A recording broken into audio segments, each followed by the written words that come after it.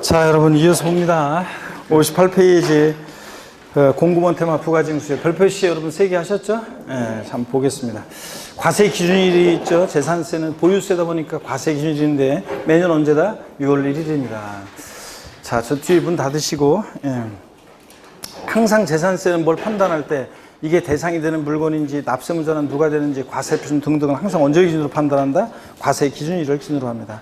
징수 방법을 보면 재산세는 보통 징수하죠. 그래서 지자체 장이 세금 계산해서 자, 납세 고지서를 발부해서 징수합니다. 재산세는 보통 징수 방법으로만 징수되는 거지 원칙 보통 징수 예외 신고납부 이런 거 아니라고 그랬죠.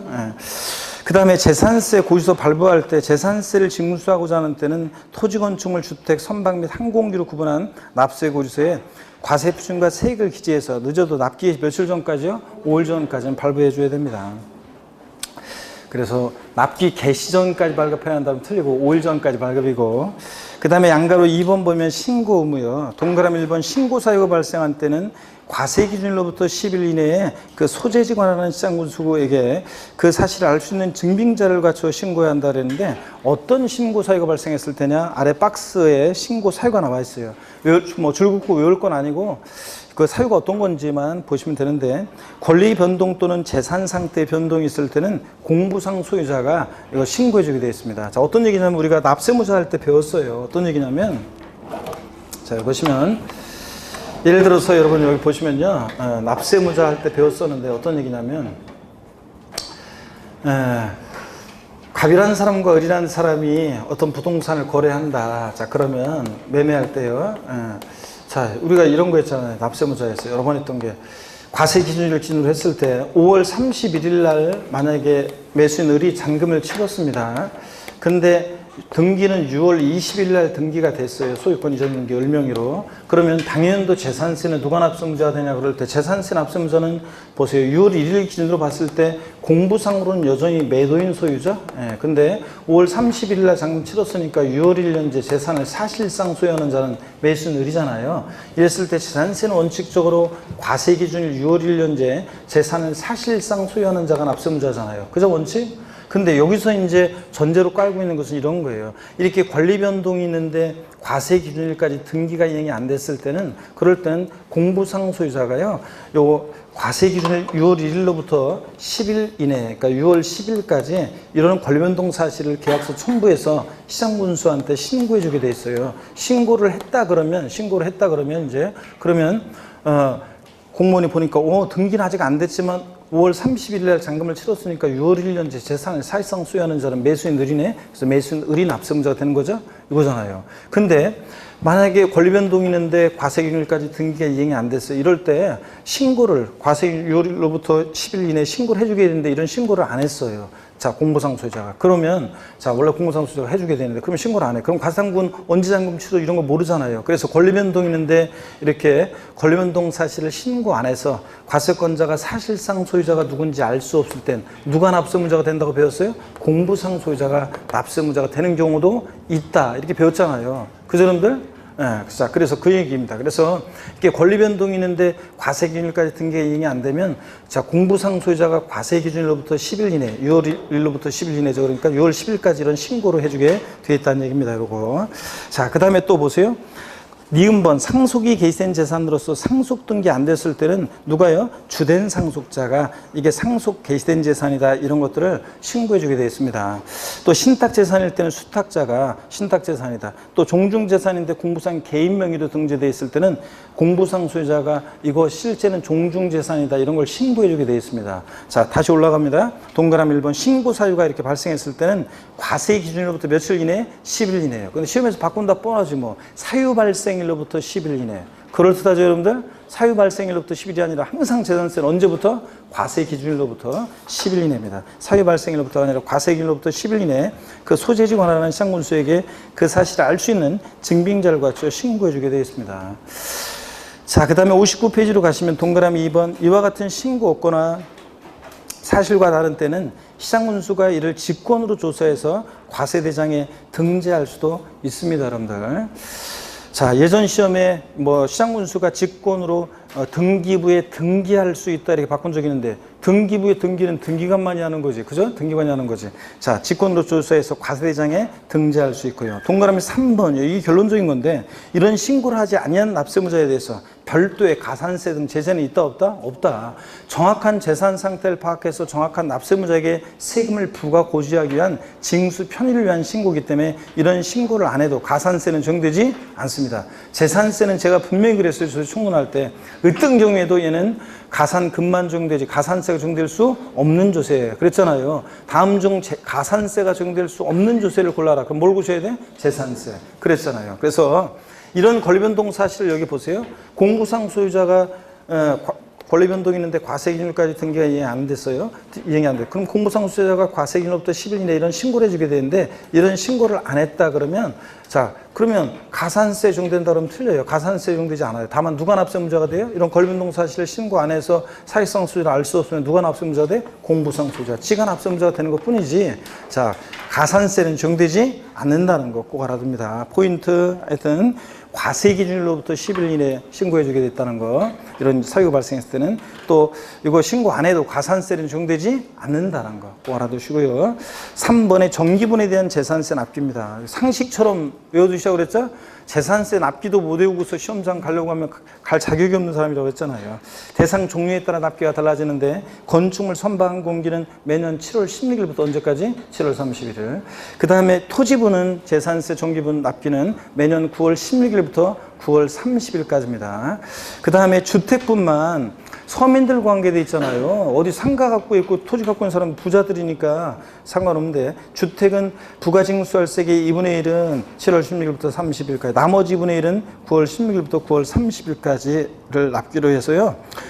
부가징수월세액을 절반은 7월달 7월 16일 30일 나머지 절반은 9월 16일부터 9월 30일까지 나눠서 두 번 나눠 징수하는 게 원칙이라고 했습니다. 그죠 여러분? 그런데 9월달 되어서 꼭 주택은 재산세 거기서 들고 와가지고 여름에 냈는데 또 왔다 이렇게 하면서 어떻게 해야 되냐고 물어본 사람들은 욕만 바가지로 먹고 간다고 그랬잖아요. 제가. 그랬죠 여러분? 네. 자 비고란을 봅니다. 다만 주택에 대한 산출세액이 얼마예요? 20만 원 이하인 경우. 이게 10만 원이었다가 올해 20만 원으로 바뀌었죠 여러분? 20만 원 이하인 경우에는 조례가정바에 따라 납기를 7월 16일부터 31일까지 해서 한꺼번에 부가징수 해야 한다는 것보다 할 수 있다. 이거.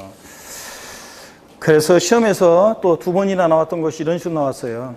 토지분 재산세 산출세액이 18만 원인 경우에 조례가 정하는 바에 따라 납기를 7월 16일부터 31일까지로 하여 한꺼번에 부가징수 할 수 있다. OX예요. X입니다. 왜 틀렸어요? 제가 지금 처음에 뭐라고 했어요? 토지분 재산세 산출세액이 18만 원이라고 했잖아요. 토지분은 20만 원 이하더라도 무조건 언제? 9월 16일부터 9월 30일까지입니다. 토지분은 주택분이 산출세액이 20만 원 이하일 때 이렇게 7월 달에 한꺼번에 부가징수할 수 있는 거지. 토지분은 무조건 언제다? 9월 16일부터 9월 30일까지입니다. 그래서 항상 재산세나 종부세 문제 풀 때는 숫자만 신경 쓰지 마시고 이게 토지를 말하고 있는 건지 건축물을 말하고 있는 건지 주택을 말하고 있는 건지 그걸 잘 보라고 그랬죠 여러분들? 그거 주의하시고 4번 봅니다. 수시분요. 지자체장은 과세 대상의 누락위법 착오 등으로 인해서 임의부관세액을 변경하거나 수시부가 세가 발생하면 수시로 부가징수해야 한다고 할 수 있다는 거. 5번에 소액징수 면제도 상식처럼 알고 있어야죠. 재산세 세액이 고의소 한 장당 얼마요? 2,000원 미만은 자 징수하지 않습니다. 딱 그러면 2,000원이면 징수한다 안 한다? 2,000원이면 징수합니다. 미만은 징수하지 않으니까. 그 다음에 6번 세부담 상한입니다. 보유세 부담의 급격한 증가를 막기 위해서 전년도와 비교해서 올해 일정한 상한을 못 넘게 하고 있죠. 자, 그럴 때 토지 건축물 같으면요. 당해 재산에 대한 재산세 산출세액이 법령이 정하는 바에 따라 계산한 직전 연도 당해 재산에 대한 재산세 상당액의 100분의 150을 초과하는 경우에는 100분의 150에 해당 금액을 당해연도에 징수할 세액으로 한다. 그래서 전년도 세액이 몇 프로를 못 넘게요? 150%예요. 그래서 어떤 토지나 건축물에 대해서 전년도 재산세가 10만 원 나왔다. 올해 19만 2천 원 계산됐다. 올해 납부할 세액은 얼마라고 그랬습니까? 15만 원. 그래서 전년도 세액에 150분 넘게 하니까 15만 원을 상한으로 해서 납부할 세액으로 합니다. 자, 이게 세부담 상한선이고. 그 다음에 동그라미 2번 주택은요. 근데 토지나 건축물은 부자들이니까 공시가격 관계없이 무조건 150%예요. 근데 주택은 서민들과 관계되어 있기 때문에 세분화되어 있습니다. 공시가격 3억 원 이하 주택은 전년도 세액의 몇 프로요? 105% 못 넘게 합니다. 자, 진짜 얼마 안 넘게 하죠. 자, 그 다음에 공시가격 3억 초과 6억 이하, 6억까지는 몇 프로요? 110%를 상한선으로 하고요. 그 다음에 전년도 세계. 그 다음에 6억 원 초과의 한 주택은 몇 프로? 130%, 150% 아니고 130%를 상한선으로 합니다. 그래서 시험에 이미 나왔던 것이 지난 순환에 소개해 드렸었는데 사례 문제로 이미 시험에 나왔어요. 자, 보세요. 이거 알고 있는지를. 자, 개별 주택 가격이 예를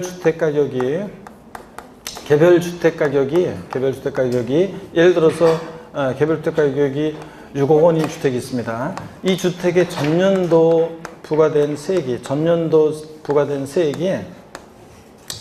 납부한 세액이 요게 이제 예를 들어서 50만 원이야.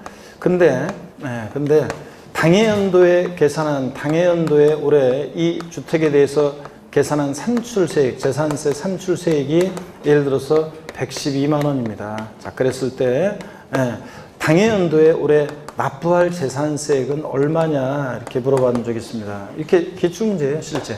자, 납부할 세액은 얼마냐? 올해 납부할 세액은 얼마입니까?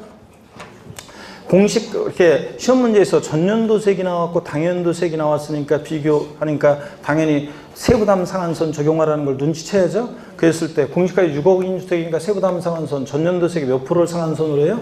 110%예요. 3억 초과 6억 이하 6억까지는 110%입니다. 그러면 전년도세액 50만 원의 100%는 50만 원.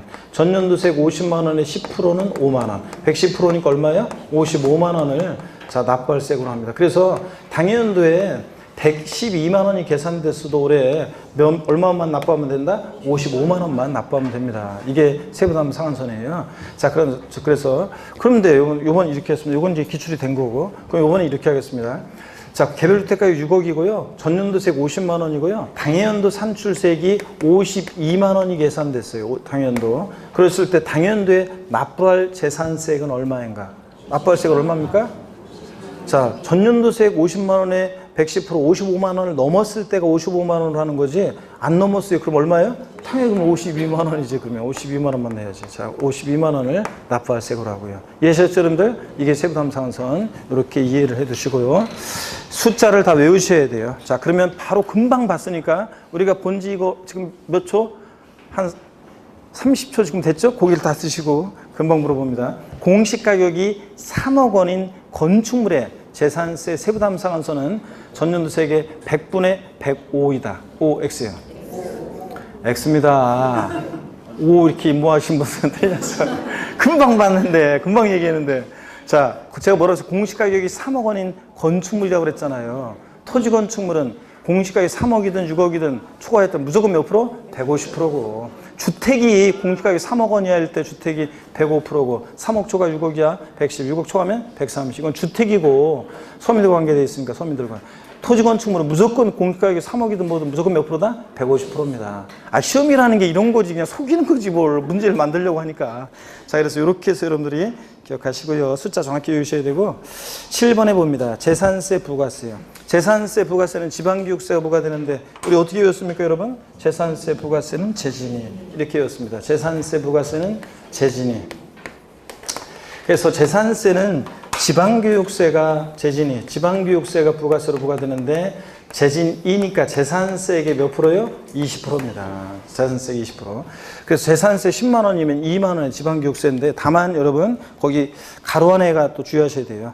재산세액에서 재산세 도시지역분에 따른 세금 포함한다 제외한다? 제외한 순수하게 재산세액 20%입니다. 여러분 도시지역 내 토지건축물 주택을 소유하고 계신 분들은 여러분들이 납부하는 재산세는 재산세 산출세액에다가 0.14% 세율을 적용한 도시적분세액을 포함한 금액을 여러분이 납부하시잖아요. 그러니까 거기서 도시적분을 제외한 순수하게 뭐 재산세액의 20%로 지방교육세부가 됩니다. 그러면 예를 들자면 재산세액이 예를 들어서 120만 원이에요. 재산세액이 120만 원인데 여기에 도시지역분 20만 원이 포함되어 있어요. 도시지역분 20만 원이 포함되어 있다. 20만 원 포함되어 있다. 그랬을 때 지방교육세는 얼마가 부과되는가? 지방교육세는 얼마가 부과돼요? 20만 원. 예? 자, 재산세액 120만 원에서 도시지역분 20만 원이 포함되어 있다니까 순수하게 재산세액은 얼마예요? 도시용품을 제외한 금액 재산세금 100만 원이고 거기에 20%니까 얼마? 20만 원의 지방교육세 부과됩니다. 아셨죠 여러분? 이런 얘기라는 거. 재산세, 도시지역분 제외한 순수하게 재산세기 20%라는 거. 재진이 기억하시고 8번 봅니다. 재산세 고주세에 병기되는 세목 지역자원시설세 특정부동산분이요. 자, 특정부동산에 대한 지역자원시설세 납기와 특정 자원분이 아니라 뭐라고요? 특정 부동산분, 지역자원시설세 납기와 재산세 납기가 같을 때는 재산세 납세 고지서에 나란히 적어서 고지할 수 있다. 우리가 재산세 친구, 재산세가 가는 곳이면 어지간하면 웬만하면 항상 누가 따라다녀요? 지역자원시설세 특정부동산분. 얘가 항상 따라다니잖아요. 그럴 때 물납 분할 법하면 안 따라다니지. 그럴 때 재산세하고 납기가 같은데 같은 무렵에 고지서 2장 만들어서 보이면 서로 불편하니까 재산세 고지서에 재산세 얼마, 부가세인 지방교육세 얼마, 또 그 다음에 자, 지역자원시설세 특정부동산분 얼마 이렇게 해서 재산세 고지서에 지역자원시설세 나란히 적어서 병기해서 나란히 적어서 고지할 수 있다는 거예요. 재산세 고지서에 병기 고지될 수 있는 세목은 지역자원시설세 특정 자원분이 아니라 특정 부동산분입니다. 그래서 우리가 다음에 지금 제가 대충 이제 다 원고는 다 됐는데 자, 원고는 다 됐는데 이미 뭐 타사에서는 출간된 거라 다 됐는데 지금 개정 내용 반영해가지고 오늘도 이제 종부세 그 개정 내용 하나 최근에 개정 내용 하나 반영 안 된 게 있어가지고 그 문제집 낼 때 그거를 또 빼먹고 항상 개정 내용을 고쳐야지 그래서 빼먹고 또 이거 요약집에도 이따가 이제 고쳐드릴 건데 종부세에서 개정 내용 하나가 있는데 그걸 또 반영을 못했네요. 그래서 어떻게간에 뭐 강의를 세 부분 계속 들어야지 여러분들 다 그러면 계속 다 반영해 드릴 건데 또 개정 내용 하나 반영을 못한 게 있는데 어떻게간에 이따가 이제 해드릴 거고요. 우리가 이제 비교도의 특강이라고 그래가지고 헷갈리는 것도 공부가 이제 이론이 얼추 이제 됐잖아요. 자, 우리가 기초, 기본, 심화 이렇게 해가지고 핵심 요약까지 다 했어요. 그러면 이제 헷갈리는 내용들을 비교 정리할 수 있도록 비교도의 특강집이라는 게 따로 있어요. 그래서 여러분들이 이제 요약집으로 시험장 갈 때까지 갖고 가는 거고 비교도의 특강집은 나중에 7월달에 특강하면은 일요일 한번 날 잡아서 할 건데 하면은 제가 전체 내용을 다 하루 동안에 전체를 어떻게 강의해요? 전체 내용을 강의를 하진 않고 이제 중요한 부분만 이제 제가 강의를 할 건데, 그럼 여러분들이 이제 그걸 갖다가 이제 놓고서 헷갈릴 때 옆에다 놓고서 지금 이미 뭐 그렇게 활용하는 다른 타학원에서 그런 분들이 있어요. 그래가지고 공부할 때 이제 옆에다 놓고서 있잖아요. 헷갈릴 때마다 그거 놓고서 이제 같이 비교하면서 이렇게 쫙쫙쫙 봐요. 그러면 재산세 납세 절차 그러면 재산세 납세 절차만 공부하는 게 아니라 그걸 딱 펴놓으면 다른 세금들을 취득세, 등록료세, 재산세, 종부세, 양도세까지 납세 절차를 쫙 한눈에 비교하면서 이렇게 볼 수 있거든요. 그래서 이제 그걸 나중에 이제 그렇게 비교 정리할 수 있는 특강집이 나올 건데 거기에도 이렇게 정리가 되어 있는 내용이 어떤 거냐면 이거예요. 여기 보세요. 어떤 내용이냐면 일단 한번 설명을 듣고 필기 있다 하시고 설명을 한번 들어보세요. 자, 뭐냐면요. 재산세하고 있잖아요. 재산세하고 지역자원시설세 요거 특정부동산분 있잖아요. 예, 한번 비교해 보겠습니다. 자, 지역자원시설세 특정부동산분은 소방시설 같은 공동시설을 유지관리할 목적으로 특정 부동산 보유자에게 부과하는 그런 세금입니다. 그래서 자, 지역자원시설세 얘는 보통세예요. 얘는 보통세인데 근데 얘는 사용목적 특정되어 있지 않죠. 재산세는 지자체의 일반적 운영경비 충당하고 근데 얘는 뭐예요? 목적세입니다. 사용목적 특정되어 있죠. 교교농 찌찌에서 지방교육세하고 지역자원시설세는 목적세잖아요. 자, 근데 이제 그 다음부터는 한번 보세요. 그 다음부터는 한번 봅니다. 재산세 대표적인 재산 보유세고요. 자, 부동산 보유시에보다는 보유세고 지역자원시설세 특정부동산분도 대표적인 재산 보유세입니다. 그죠, 여러분들? 또 얘네들 자, 과세 기준일이 있습니다. 과세 기준일이 있는데 언제입니까, 여러분? 6월 1일이고 자, 똑같습니다. 좌동 6월 1일. 자, 납세금 성립시기도 얘네들은 과세 기준일에 납세금 성립합니다. 똑같이. 그 다음에 또 얘네들 또 보세요. 얘네들 자, 또 소액징수 면제 규정 같은 것도 똑같이 적용됩니다. 소액징수 면제. 자, 세액 2,000원 미만은 징수하지 않는다. 똑같이 적용되고요. 또 세부담 상한선 규정도 똑같이 적용됩니다. 보유세 부담의 급격한 증가를 막기 위해서 세부담 상한에 관한 규정도 똑같이 적용되고요. 그 다음에 또 얘네들 보통징수로 징수하잖아요. 보통징수로 징수하고, 자, 보통징수 방법으로 징수하고 똑같습니다. 자, 그래서 많은 공통점이 있어요. 그래서 납기에 관한 것도 재산세 규정을 따라가고요. 근데 똑같습니다. 근데 차이점이 뭐냐면 재산세는 물납 허용되잖아요. 그죠? 근데 얘는 돼야 안 돼요? 물납 안 됩니다. 지역자원시설세는 물납이 된다 안 된다? 안 되고, 또 분할납부 재산세는 분할납부가 허용이 되는데 근데 자, 지역자원시설세 특정부동산부는 분할납부 허용된다 안 된다? 안 된다는 거. 이런 차이점이 있고요. 자, 그리고 나머지는 많은 공통점이 있어요. 그래서 재산세가 나와 있는 곳이면 어지간하면 웬만하면 누구도 함께 나온다고요? 지역자원시설세 특정부동산부. 그래서 지역자원시설세 특정부동산부 얘는 재산세 고지서에 나란히 병기되는 재산세 병기되는 병기세목이라는 거. 병기 고지되는 세목이다. 자, 이렇게 해서 여러분들 이런 공통점과 차이점이 있습니다. 이렇게 해서 한번 비교해 드렸고요. 자, 계속 이어서 보겠습니다. 자, 그래서 특정 자원분이 아니라 특정 부동산분 지역자원시설세가 재산세 병기세목이라는 거. 60페이지로 갑니다.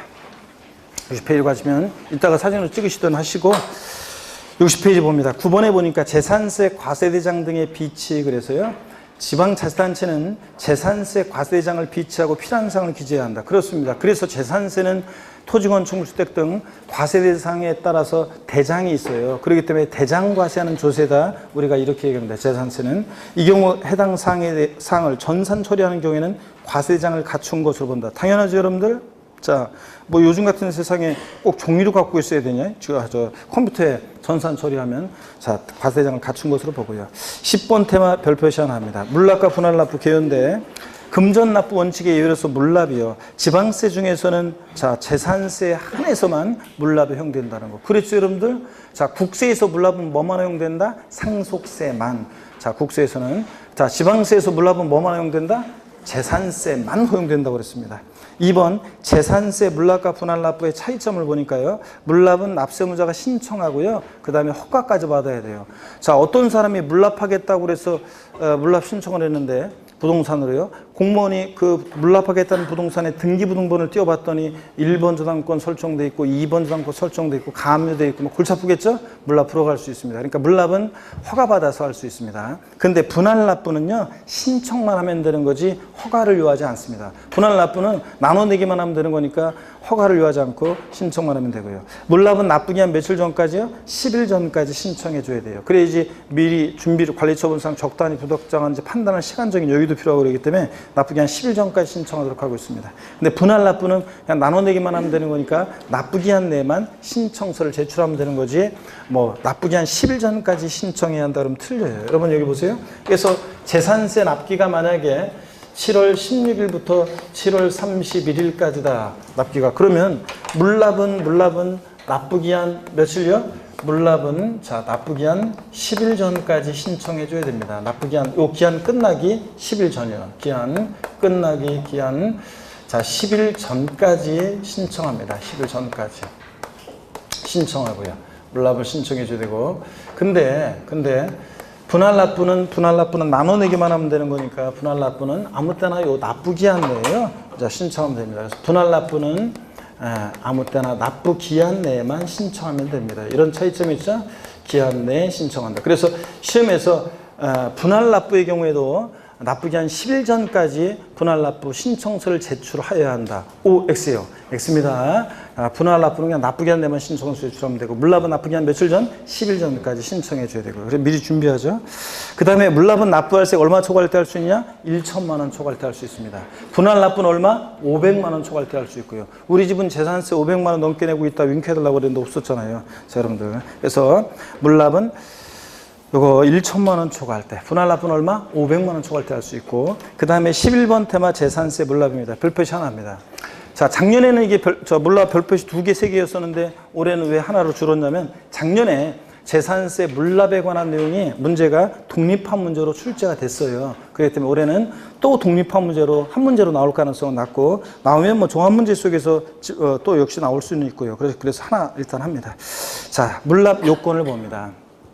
납부할 재산세액이요. 가로 안에 병기세액과 부가세액 제외. 그러니까 재산세, 고지세, 병기 고지되는 지역자원시설세 제외하고 또 부과되는 지방교육세 금액을 제외한 근데 도시지역부는 포함한 재산세액이 납부할 재산세액이 얼마요? 1천만 원 초과할 때 할 수 있습니다. 몰라. 딱 1천만 원은 된다 안 된다? 안 되고 1천만 원 초과할 때 납세문자 신청을 받아서 자, 뭐 알아서 과세권자가 해주는 거 아니에요? 우리가 신청을 해야지. 또 어떤 걸로 물납하느냐? 과세 관한 구역 내 부동산에 한해서만 물납할 수 있습니다. 그러니까 부동산이 물납재산인데 너미시 근거에 있는 거는 된다 안 된다? 안 돼요. 그래서 경기도 광명시에 재산세를 낼 게 있으면 광명시 관할 구역 내 부동산을 물납해야지 서울에 있는 거라든가 뭐 부천시에 있는 거라든가 된다 안 된다? 안 됩니다, 여러분. 자, 그래서 국내에 소지하는 부동산에 한해서 물납할 수 있다. X입니다. 국내 아니에요. 또 관할구역에 관계없이 부동산에 한해서 물납할 수 있다. X입니다. 이렇게 또 시험에 나왔었고 허가받아 할 수 있습니다. 그래서 이렇게 네 가지 물납 요건 납부할세 1천만 원 소과할 때 납세문자 신청을 받아서 자 과세관할 구역 내 부동산에 대해서만 허가받아 할 수 있다. 아셨죠? 네 가지 요건 상식처럼 알고 있어야 되고 물납 신청 절차를 봅니다. 납부기한 10일 전까지 신청을 해줘야 되고요. 신청받은 때로부터 5일 이내에 허가 여부를 통지해 줘야 됩니다. 서면으로 신청받고 나서 과세권자는 그 다음에 허가했다 그러면요 통지서 받고 나서 납세문자는 10일 이내에 등기 전에 필요한 서류를 지자체에게 제출해 줘야 되고요. 서류 제출받은 때부터 과세권자는 5일 이내에 등기 신청을 해야 합니다. 그래서 물납 신청 절차 10일 5일 10일 5일입니다. 앞에 있는 10일 5일은 법령 내용이라 의미가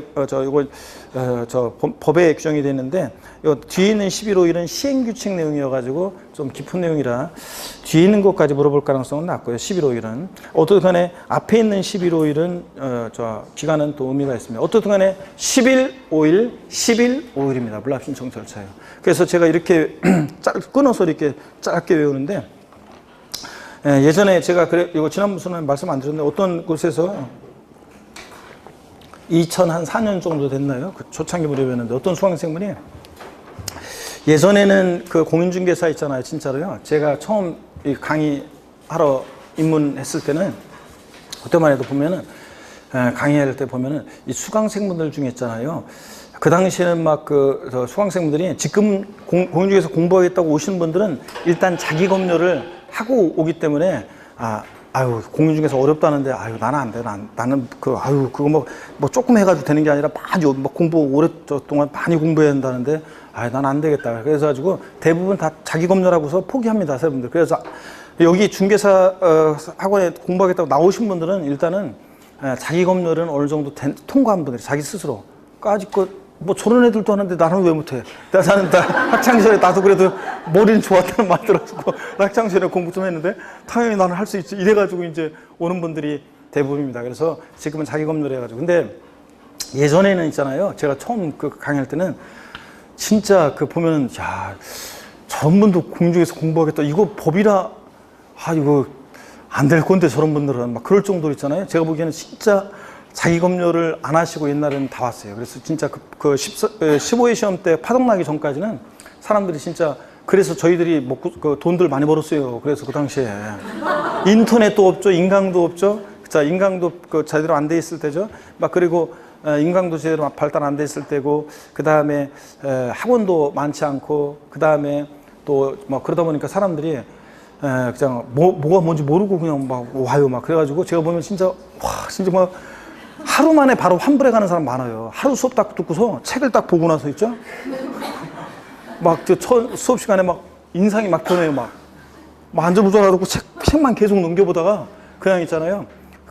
왔다가 접수하고서 하루 만에 환불해 갖고 그냥 가는 분들도 많았어요, 옛날에는. 진짜요. 한 2주 만에 환불해 가는 사람이 많았어요. 그런데, 그러니까 자기 검열 안 하고 오는 분들이 많았는데 그런 분들 때문에 저희들이 먹고 살았는데, 요즘은 사람들이 안 와. 공부하라고 하면은, 그거 힘들어. 그거 아무나 못한다고 힘든다고 하면서 안 와요. 진짜요. 그렇기 때문에, 진짜. 어떤 간에 예전에 어떤 수강생분이 공부하시는데, 그거 있잖아요. 수업 시간에요. 중학교 때 단어 하듯이 다 쓰면서 외워요. 11월, 11월, 11월, 11월, 7월 16일, 30일, 7월 16일, 30일. 연습장에 다 쓰면서 수업 시간에 중얼거리면서 막 쓰면서 그래가지고 그 수강생 지나가다 보니까 연습장 같은 게 있잖아요. 다 까매. 앞면 뒷면이 닳도록 써가지고 다 까매요. 막 볼펜 쓰면서 막 외우는. 야, 이만한 걸 어떻게 쓰면서 외우는지 나는 그냥 차로 넘겨서 보면 되는 거지 그걸 뭐 쓰면서 외우는지 그냥. 그런데 그런 분 같으면 막 이렇게 외우잖아요. 막 11월 11월 11월 5 11월 55 55 55 55 55 그러니까 큰 소리로 두 번만 해봅니다. 여러분들 시작. 10일 5일 10일 5일이요. 물납 신청 절차. 근데 작년에는 여기서 나왔어요. 불허가 했을 때요. 자, 5일 이내 허가 여부를 서면으로 통지해 줘야 되는데 불허가 했을 때, 불허가 통지했을 때 그대로 끝나는 게 아니라 불허가 통지받고 나서 납세무자는 10일 이내에요. 물납이 가능한 다른 부동산으로, 과세 관할 구역 내에 물납이 가능한 다른 부동산으로 변경해서 물납 신청할 수 있고요. 과세권자는 변경해서 허가할 수 있습니다, 여러분들. 근데 작년 시험에서 어떻게 나왔냐? 정답 주문이 물납에 관한 문제에서 정답 주문이 자, 불허가 통지받은 경우에는 부동산으로 물납할 수 없고 현금으로만 물납할 수 있다. O, X예요. X입니다, 여러분들. 불허가 통지받고 나서 물납이 가능한 과세 관할 구역 내 다른 부동산으로 변경해서 물납 신청할 수 있다는 거예요. 3번 봅니다. 물납 부동산의 평가요. 세금을 부동산으로 내야 되니까 가격을 평가해야 되잖아요. 자, 그럴 때 물납 부동산의 평가는 과세 기준일 6월 1일 현재 시가로 평가합니다. 시험에 한번 나왔던 것이 물납하는 부동산의 평가는 매년 12월 31일 현재 시가로 한다. 시가로 평가한다. O, X예요. X입니다. 12월 30일이 아니라 항상 재산세 언제 기준으로 판단한다? 과세 기준일 6월 1일 현재 시가로 평가합니다. 이때 시가라는 게 토지 건축물 주택은 시가 표준액을 의미합니다. 동그라미 2번 다만 상속증여세법 규정에 의한 부동산 평가 방법이 따로 있어서 국세청장이 고시한 가액이 있을 때는 그 고시가액을 시가로 봐서 이거로 평가할 수도 있고요. 그 다음에 61페이지로 갑니다. 동그라미 3번 재산세 과세기준일 전 6개월부터요. 과세기준일 현재까지 확정된 가액으로서 요 기간 동안에 수용이 있었다? 그럼 보상금액, 공매 경매가 있었으면 공매 경락가액, 또 2개 이상의 감정기간의 감정가액 평균액이 있으면 감정가액 등으로서 시가로 인정되는 것이 있으면 이를 시가라고 한다. 그래서 이런 것들을 요 기간 동안에 감정가액, 보상금액, 뭐 공매 경매가액 이런 게 있으면 이런 거를 시가로 보고 이런 거로 평가할 수도 있습니다. 이때 단 시가로 보는 가액이 2개 이상인 경우에는 재산세 과세 기준으로부터 가장 가까운 날에 해당하는 가액이 한다. 자, 어떤 얘기냐면 이런 얘기예요. 여기 보세요, 여러분들. 그래서 자, 어떤 얘기냐? 과세기준일, 자, 물납하는 부동산의 평가는 과세기준일 6월 1일 현재 시가로 평가하는 거잖아요, 원래. 그런데 다만 이 시가표준액이라는 게 토지건축물 주택은 시가표준액을 의미하는 거고요. 근데 과세기준 6월 1일 전 6개월 내 기간 동안에요. 6개월 기간 동안에 요 기간에 감정기간에 감정받은 감정가액의 평균액이 있고요. 또 요 경우에 수용을 당해서 보상금액 받은 게 있어요. 또는 뭐 공매 경매가액 같은 게 있다고 쳐요. 자, 그랬을 때 과세기준 6월 1일 전 6개월 내 기간 동안에 이런 것들을 시가로, 이런 것들이 있으면 이런 것들을 시가로 볼 수 있고 이거로 평가할 수도 있는데 이런 그게 가격이 2개 이상이에요. 그럼 어떤 것으로 할 것이냐? 어떤 걸로 평가한다고요? 과세 기준일 6월 1일부터 가장 가까운 날에 해당하는 가액으로 평가한다는 얘기입니다. 이해되십니까, 여러분? 바꾼다, 뭐, 먼 것으로 바꿀 수도 있고, 뭐, 가격이 가장 높은 거로 한다고 바꿀 수도 있고, 과세 기준으로부터 가장 가까운 날에 해당하는 가액으로 의한다는 거. 자, 그 다음에 4번 관리 처분이 부족당한 부동산의 처리요. 동그라미 1번 시장군수는 물납 신청을 받은 부동산이 관리 처분하기가 부족당하다고 인정하면 자, 물납을 불허할 수도 있고요. 물납 허가를 받은 부동산을 물납한 때는 당연히 납기내에 납부한 것을 봐줘야죠. 예, 금전 납부 원칙이 예외로서 내는 거니까. 자, 12번 테마입니다. 재산세 분할 납부 별표시 3개입니다. 자, 11번하고 별표시가 확 차이가 나네요. 자, 그럴 때 재산세 분할 납부, 자, 일시불 납부 원칙의 예외로서 분할 납부, 납부할 때 얼마 초과할 때 할 수 있다고요? 500만 원 초과할 때 저한테 윙크해달라고 그랬었잖아요. 예, 500만 원 초과할 때 분할 납부할 수 있고. 납기후 언제까지요? 2개월 이내에 분할 납부할 수 있다. 자, 그래서 요거 45일이었다가 올해 2개월로 바뀌었죠, 여러분들?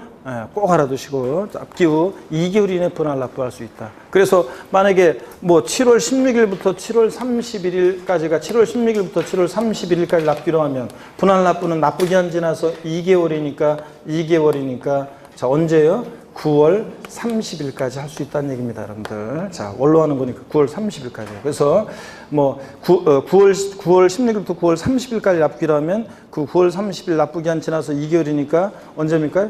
11월 30일까지 분할 납부할 수 있다는 그런 얘기입니다. 그래서 이 분납 기한도 정확히 알아두시고요. 자, 그 다음에 계속 이어서 봅니다. 동그라미 3번 분할 납부는 납부기한 내 신청서 제출하면 되는 거지 10일 전까지 납부기한 10일 전까지 신청서 제출해야 한다. 그럼 틀려요. 물납하고 헷갈리면 안 되고 분할 납부 처리 기준도 정확히 알고 있어야 되는데 재산세는 납부할세 1천만 원 이하 1천만 원 초과로 나눠서 1천만 원 이하일 때는 500만 원 초과하는 금액을 분할 납부할 수 있다고 그랬습니다. 그러니까 원래 납기낸 최소 얼마 깔아놓고 500 깔아놓고 나머지 금액 분할 납부라고 그랬습니다. 그렇죠 여러분들? 그래서 요거 우리 여러분들 자 보세요.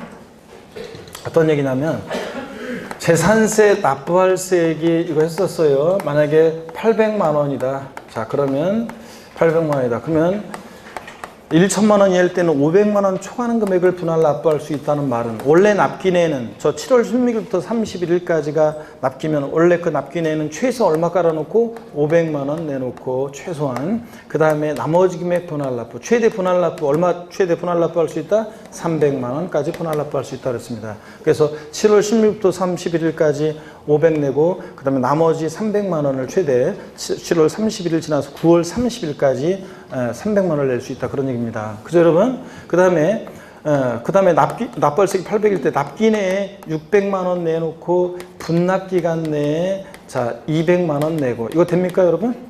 예? 돼요? 진짜로? 네, 됩니다. 자, 그 다음에 최소한 500만 깔면 되니까 납기 내에 납부할세기 800일 때 납기 내에 400만 원 내고 분납 기간 내에 400만 원 내고 자 이거 돼야 안 돼요? 안 된다고 그랬습니다. 최소한 납기 내에 얼마 내놓아야 돼? 500만 원 깔아놔야 돼. 그래서 납부할세액이 자 1천만 원 이하일 때는 최소 얼마 납기 내에 깔아놓는 거 최소한 500 깔아놓는 거. 그래서 납부할세액이 900만 원이다. 최대 분납 가능 금액은 얼마인가? 자 얼마입니까? 400만 원까지. 자 그 다음에 1000만 원일 때는 얼마? 500만 원까지. 납부할세액이 600만 원일 때 최대 분납 가능 금액 얼마? 100만 원. 하여튼 최소한 납기 내 500 깔고 나머지 분할 납부입니다. 1천만 원 이하일 때는. 그 다음에 1천만 원 초과할 때는 50% 이하 금액이니까 최소한 납기 내 얼마? 절반 깔고 나머지 금액. 그래서 재산세 납부할세액이 1,600만 원이다. 최대 분납 가능 금액 얼마입니까? 800만 원까지. 자, 이런 거 꼭 반드시 알고 계셔야 됩니다.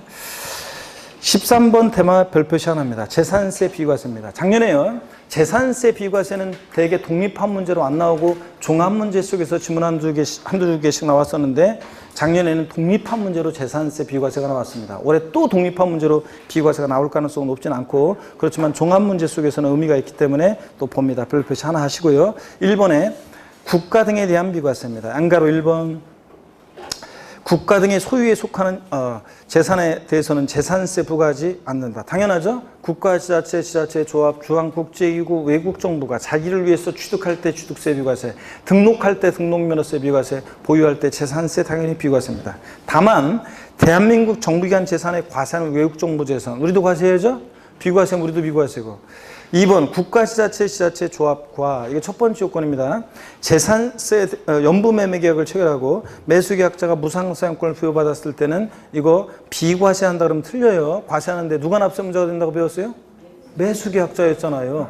공부상으로는 국가 등의 소유지만 실질적으로 권리변동 됐다고 봐서 누가 납세문자? 매수계약자. 사용권을 무상으로 받은 자. 양가로 2번입니다. 국가, 지자체, 조합이 1년 이상 공용 또는 공공용으로 무상으로 사용하는 재산에 대해서는 재산세를 부과하지 않는다. 그래서 요거요, 여러분. 내 빌딩을 광명시청에서 1년 이상을 내 빌딩을 무상으로 공용해.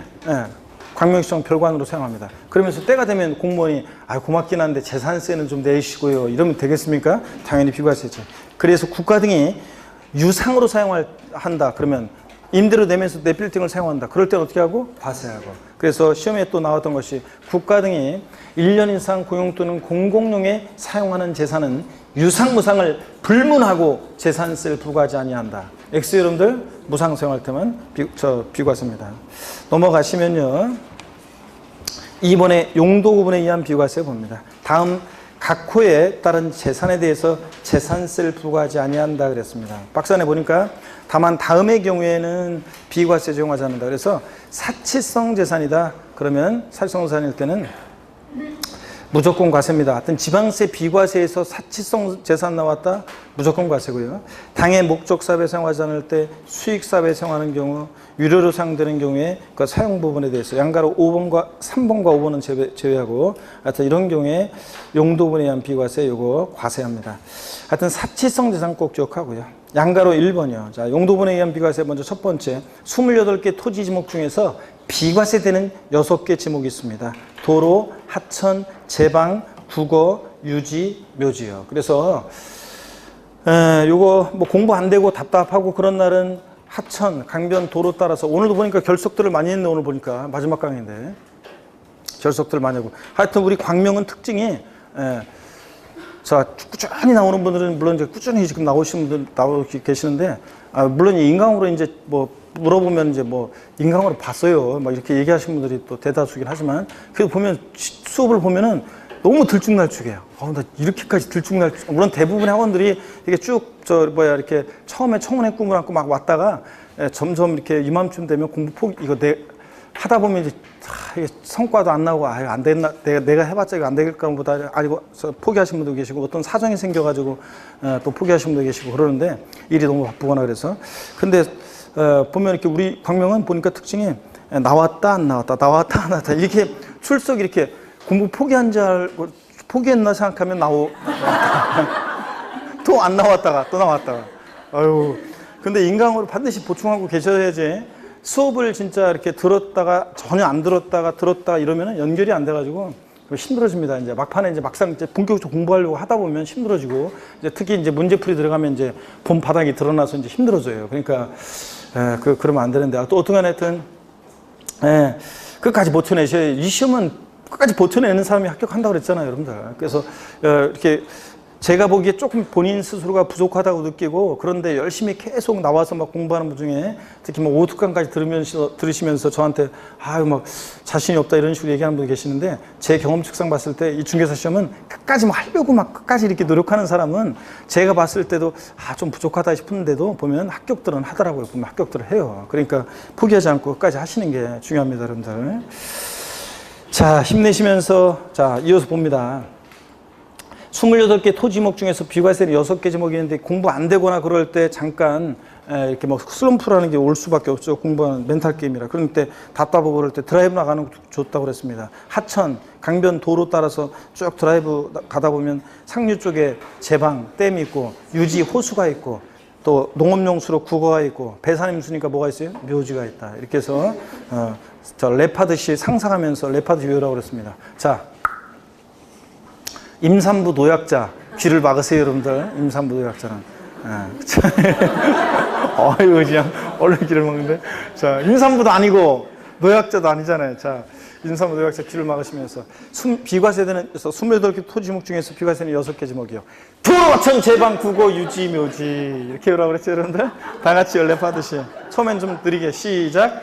도로, 하천, 제방, 국어, 유지, 묘지. 좀 더 빠르게 시작. 도로, 하천, 제방, 국어, 유지, 묘지. 랩하듯이 시작. 도로, 하천, 제방, 국어, 유지, 묘지. 이렇게 저도 이렇게 머릿속으로 외우잖아요. 그러면 이게 잘 헷갈려요. 그래서 이렇게 그냥 입에서 툭 튀어나와야지.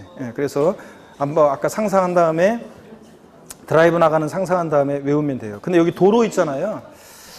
도로에 보면은 작년 시험에 좀 깊은 내용이 나왔어요. 근데 도로에 대해서. 근데 제가 요약집에다 그거 적을까 하다가 이미 시험에 나와버려가지고 김새가지고 제가 안 했는데 이런 것도 있었어요. 자, 작년 시험에 나온 게 지목이 도로 비과세인데 다만 이 도로라는 것은 도로법상의 도로예요. 도로법상의 도로 비과세입니다. 그 다음에 개인이요. 일반인의 자유로운 통행에 공할 목적으로 제공할 목적으로 일반인이 자유롭게 이렇게 통행에 제공할 목적으로 만든 개인이 만든 사설도로 있잖아요. 사도 개인이 만든 사설도로도 비과세예요. 다만 대지안의 공지는 제외한다. 법령에 이렇게 돼 있어요. 대지안의 공지는 제외. 자, 그럼 대지안의 공지라는 게 뭐냐? 대지안의 공지라는 게 그러니까 집과 집 사이에 보면 대지 안에 공지가 있잖아요. 사람들이 요 사이를 지나다니잖아요. 이것을 뭐라고 합니까? 이런 길을 뭐라고 해요? 그렇지. 고 김현식이 노래 불렀잖아요. 골목길 걸어갈 때에 이거 골목길. 자, 이런 거는 대지안의 공지는 도로가 아닙니다. 근데 작년 시험에 이것도 정답쯤은 아니었지만 대지안의 공지는 제외한다 이런 식으로 나왔어요. 자, 그 다음에 또 하천, 제방, 국어, 농업용 수로죠. 유지, 호수, 묘지, 지목이 묘진 토지 비과세고요. 자, 지목이 묘진 토지는 취득세는 과세합니다. 자, 어떤 세율로 과세했다? 중과 기준세율, 특례세율로. 근데 등록면허세하고 재산세는 지목이 묘진 토지 비과세한다고 그랬죠? 재산세 부과해보세요. 사람들이 다 묘소 없애버리지, 조상의 묘소. 그래서 공원묘지 같은 장사 등에 관한 법률에 따른 법인묘지용 토지는 이거 법인묘지용 토지는 사업용 토지니까 별도 합산과세하고 그냥 지목이 묘진 토지는 뭐하고 비과세입니다. 양가로 2번 산림보호법 규정에 따른 산림보호구역 그 밖에 공익상 재산세를 부과하지 않을 타당한 이유가 있는 것으로서 법령이 정하는 토지 비과세입니다. 동그라미 1번 군사기지 및 군사시설 보호법에 따른 군사기지 및 군사시설 보호구역 중에서 통제보호구역 내에 있는 토지는 비과세합니다. 근데 단 전닭과 썸밋 대지는 제외한다. 즉 농지하고 대지는 어떻게 하냐? 과세입니다. 통제보호구역 내에 있는 전닭과 썸밋 대지는 비과세한다. 이렇게 옛날 시험에 나온 적이 있는데 비과세가 아니라 과세입니다. 얘는.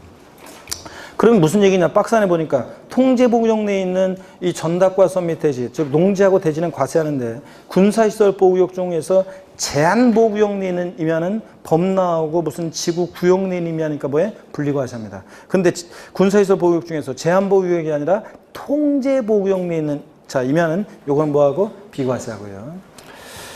그 다음에 동그라미 2번입니다. 산림보호법에 따라 지정된 산림보호구역 및 산림자원의 조성 및 관리에 관한 법률에 따라 지정된 채종림, 시험림, 림자로 끝나는 임야 비과세입니다. 자, 그 다음에 3번 보니까 자연공원법에 따른 공원 제한 보존지구안에 임야 있죠. 국립공원, 도립공원 같은 데 있는 보존지구안에 임야 비과세입니다. 다른 근데 자연공원법에 따른 공원 제한 환경지구안에 임야 있죠. 요거는 분리과세예요. 그래서 한 번씩 비교해서 눈여겨봐 놓으시고요. 그 다음에 4번 백두대간 보호에 관한 법률에 따라 지정된 백두대간 보호지구안에 임야는 비과세합니다. 양가로 3번 색깔이 좀 다르게 되어 있죠. 임시로 사용하기 위해서 건축된 건축물로서 재산세 과세 기준 연재 1년 미만의 것은 비과세합니다. 얼마 있으면 없어질 거니까. 자, 근데 시험에서 임시로 사용하기 위해서 건축된 고급 오락장용 건축물로서 재산세 과세 기준 연재 1년 미만의 것은 비과세한다. X입니다. 제가 뭘 집어넣었어요? 고급 오락장. 사치성 재산이면 임시 건축물이라도 무조건 어떻게 한다? 과세입니다. 양가로 4번 비상제시의 구조용으로 이용하는 선박, 무료로 도선용에 이용하는 선박, 선교 배로 이루어진 다리에 구성되는 선박, 본선에 속하는 전마용 선박 같은 거 비과세고요. 눈에 한번 익혀두시고. 양가로 5번이 작년에 정답중으로 나왔었는데 행정기관으로부터 철거명령 받은 건축물 등 재산세 부과하는 것이 적절하지 아니한 건축물이나 주택은 비과세입니다. 어차피 때려부술 거잖아요. 철거명령 받은 건축물 어차피 때려부술 거니까 비과세입니다. 다만 그 부속 토지는 어떻게 한다? 과세합니다. 자, 제가 작년에도 강의할 때 그랬어요. 뭐 엄청 강조한 건 아니었는데 재산세 비과세는 이렇게 종합문제 질문 한 줄 나오니까 이거 쭉 이런 거 하면서 레파토리가 작년에 제가 강의할 때도 어떤 얘기냐면 그 철거명령 받은 건축물과 그 부속 토지는 재산세를 비과세한다. 그러면 자, 건축물은 때려 부수는데 토지는 어떻게 때려 부숴요? 그러니까 토지는 어떻게 한다? 과세한다. 작년에 제가 그랬거든요. 그런데 작년에 요게 그 부속 토지도 이제 그 철거명령 받은 건축물과 그 부속 토지도 주택과 그 부속 토지는 비과세한다 그랬는데 작년 시험에 주택과 그 부속 토지는 비과세한다. 토지 당연히 과세입니다, 여러분. 그래서 어떤 수강생분이 실제로요, 이거 보면서 그랬잖아요. 그때 땅은 어떻게 때려 부수냐 그런 얘기 했다고 하면서 나한테 합격증 보면서 기억났다고 하면서 그래서 맞췄다고 그런 얘기 하는데 어떤간에 자, 토지는 어떻게 때려 부숴요? 그러니까 어떻게 한다? 토지는 과세고 철거명령 받은 건축물이나 주택은 자, 어차피 때려 부술 거니까 비과세하고요. 자, 이렇게 해서 알아두시면 됩니다. 자, 이렇게 해서 우리가 재산세 다 봤습니다. 조세 총론, 그 다음에 지방세, 우리가 취득세, 등록면허세, 재산세를 중심으로 지방세 다 봤고, 제3편 국세입니다. 자, 국세에서 우리가 소득세는 다 봤고, 이제 마지막으로 종합부동산세입니다. 66페이지로 갑니다. 종합부동산세. 그래서 종합부동산세는 여러분 보시면, 종합부동산세. 예, 종합부동산세는, 종부세는, 한 문제가 나옵니다. 한 문제가 나오는데 주로 종합 문제 속에서 종합 문제로 이렇게 나오기도 하고 특정 부분에서 나오기도 하고 그런데 이제 한번 보세요. 종합부동산세. 부동산 보유시에 부과되는 대표적인 국세고요. 종합부동산세. 자, 시험 문제는 한 문제가 나오고 있는데 한 문제가 나오는데 뭐 그렇게 뭐 어렵진 않습니다. 그래서 가끔 가다가 뭐 좀 약간 헷갈리게 나올 때도 있긴 있지만 대개는 어렵지 않은데 작년에는 역시 또 조금 깊은 지문이 작년에는 좀 나왔었고요. 지문도 길었고 작년에 좀 그랬습니다. 자, 종합부동산세의 성격, 특징 자 보면서 재산세랑 항상 비교 정리할 수 있어야 돼요. 같은 점 다른 점 헷갈리니까 비교 정리하고요. 종부세에서는 주로 과세 대상에서 또 한 4년 정도 계속 과세 대상에서 나온 적도 있어요. 자, 종부세 대상인 거 아닌 거 고르는 문제. 그 다음에 종부세 역시 세금 계산, 납세무자예요. 누가 되느냐. 납세무자에 관한 것은 종합문제 속에서 작년에도 나왔고 재작년에도 나왔고요. 기존 상식처럼 알고 있어야죠. 아무나 납부하는 세금이 아니니까. 또 종부세 세금 계산 어떻게 할 것이냐. 과세 표준, 그 다음에 세율에 관한 거예요. 과세 표준과 세율에 관한 거. 자, 세금 계산은 어떻게 할 것이냐. 요거. 그 다음에 세금 계산했으면 내야서 납세지를 어디로 할 것인지. 종부세, 납세지 어디로 할 것인지. 그 다음에 종부세는 정부 부가가세를 원칙으로 하죠. 근데 예외적으로 신고납부 선택할 수 있잖아요. 그래서 납세 절차에 관한 거. 또 종부세 어떤 경우에 비과세 되는지 이런 것들을 테마로 해서 종부세 한 문제가 출제됩니다. 주요 내용 골고루 공부해 두시면 되고 작년에 좀 깊은 내용이 나오고 그랬는데 자, 그냥 깊은 내용 막 찾아가지고 공부할 수는 없고요. 대충 이제 우리가 요 정도 범위 내에서 공부하시면 되겠습니다. 66페이지 봅니다. 종합부동산세입니다. 올해 지금 이제 종부세에 관해서 지금 정부 보유세 개편안이 논의되고 막 그 특위에서 이제 안을 4개 안을 발표했고 아직 정부가 어떤 거로 할지는 확정 안 됐어요. 그래서 논의가 많이 되고 있고 그렇습니다. 그래서 지금 타사에서도 그렇고 저한테 지금 정부 개편안 보유세 개편안 나오는 거예요. 그거 우리 시험 범위에 들어가나요? 물어보는 분들이 계시는데 우리 시험과는 관계 없을 가능성이 굉장히 높습니다. 그 시험과는 거의 관계 없고 여러분들은 신경 쓸 거 없어요. 여러분들은 개정 내용 막 듣고서 그거 갖고 막 또 하면 헷갈리니까 여러분들 전혀 신경 쓸 거 없어요. 제가 개정 내용이다 중간에 개정이 된다 법이 뭐 바뀐 게 있다 조그만 거라도 그러면 다 여러분께 반영해드리고 알려드립니다. 근데 지금 종부세 개편안은 내년도에 시행될 걸 지금 얘기하고 있는 거예요. 여러분 재산세 종부세예요. 언제를 기준으로 과세합니까? 6월 1일. 지금 6월 1일 지났잖아요, 여러분들. 그러니까 이제 올해는 이제 종부세도 종합부동산세는 12월 달에 내는 세금이지만 12월 달에 내지만 언제를 기준으로 과세한다고요? 6월 1일. 자, 그러니까 이미 지났어요, 6월 1일. 그러니까 언제 시행되는 거라고요? 내년도 이제 개편을 얘기하고 있는 거예요. 그러니까 우리 시험과는 관계가 있다, 없다? 없다. 자, 그런 얘기입니다. 자, 그럼 66페이지 봅니다. 종합부동산세요. 자, 개요를 봅니다. 국세고요. 그 다음에 인세요. 자, 종부세는 납세무자 인적 상고리에서 합산과세합니다. 소유자별로. 납세무자별로 전국에 있는 토지나 주택 가격을 토지는 토지, 주택은 주택 합산해서 과세합니다. 종부세 납세무자는 우리 같은 개인뿐만 아니라 법인이나 단체도 종부세 납세무자가 되죠, 여러분. 근데 개인 납세무자일 때 처음에는 세대별 합산 과세하는데 지금은 어떻게 한다? 개인별 합산한다는 거. 그래서 부부도 따로따로입니다. 부부도 따로따로 개인별 합산한다는 거. 법인이나 단체는 상법상 모자법인 관계에 있어도 모회사는 모회사, 자회사는 자회사, 자, 법인별로 합산하는 거지 모자법인 합산하지 않는다는 거. 자, 그 다음에 대표적인 국세 중 재산 보유세고 그러다 보니까 뭐가 있어요? 과세 기준일이 있습니다. 매년 언제입니까? 6월 1일로 뭐든지 판단합니다. 금방 얘기했다시피 재산세, 종부세는 과세 기준일 6월 1일 기준으로 해서 이것이 대상이 되는 물건인지 납세무자는 누가 되는지 과세금 등도 다 6월 1일 기준으로 판단합니다. 종부세는 원칙적으로 정부가 과세하던데 고의서가 날라오죠. 납세무자가 고의서 유통해버리고 뭐 할 수도 있고 신고납부 선택하면 신고납부할 수도 있다고 그랬습니다. 종부세 납기는 매년 12월 1일부터 언제까지요? 12월 15일까지 납기로 합니다. 이따가 또 말씀드리겠지만 종부세는 대상 종류 관계없죠. 재산세와 달리 토지든 주택분이든 무조건 언제다? 12월 1일부터 15일까지 납기로 합니다. 그 다음에 분할 납부 허용됩니다. 근데 물납은 허용되지 않습니다, 여러분들. 비과세 감면에 관한 규정은 재산세 규정을 준용해요. 그래서 재산세가 비과세 감면되면 그대로 종부세도 비과세 감면됩니다. 국가 등이 소유하는 재산, 당연히 비과세지. 종부세를 도입한 취지는 부동산 과열기에 부동산 과다보유 의혹제, 투기 억제하게 도입했는데 국가가 자기한테 셀프로 세금 부과할 수 없잖아요. 또 도로, 하천, 제방, 국어, 유지, 묘지, 재산세 비과세죠. 종부세도 그대로보다 비과세입니다. 이런 것들. 세율 구조는 비누, 누, 종부세는 뭐예요? 누진세 구조로만 되어 있습니다. 비례세율 정되지 않습니다. 납세지는 당연히 개인인 고자인 개인일 때는 소득세법 규정을 준용하기 때문에 주소지를 납세지로 합니다. 개인인 거주할 때는 주소지. 부동산 소재지 아니라는 걸 주의하셔야 되고요. 그 다음에 주소지 없으면 거소지고요. 자, 보유세 부담의 급격한 증가를 막기 위해서요. 재산세처럼 종부세도 보유세다 보니까 뭐가 있어요? 세부담 상한에 관한 규정이 적용되고 있습니다. 보유세 부담의 급격한 증가를 막기, 전년도보다 일정한 상한 못 넘게 하죠. 이런 것들. 02번 테마 과세 대상은 별표에 3개 하시고요. 잠시 쉬었다가 또 종부세 이어서 보도록 하겠습니다.